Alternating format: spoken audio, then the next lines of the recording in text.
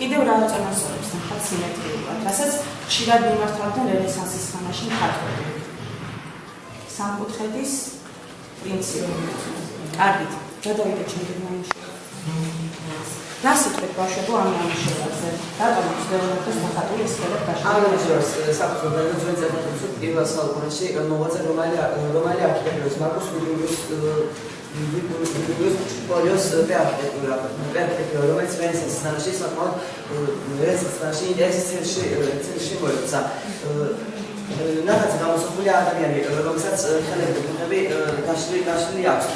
ლეონარდო წერდა, რომ ადამიანის ცენტრი ჭირდება, მასზე კომპას დავდეთ, ჩვენ შემოვავლეთ სხეულს წრეს. ასევე წრეს აიღეთ ჩვენ მივიღებთ კვადრატის ფორმას. ეს კვადრატი პირველი გზა ადამიანის სხეულის შესწავლის. კარგი, და ამატებს უნდა ვიქტორიის საგამოძე რამე?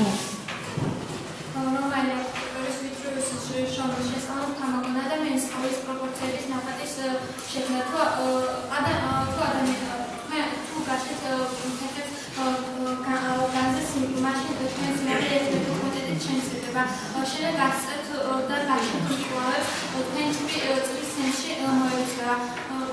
კარგი, გადავიდეთ შემდეგ ნამუშევარზე.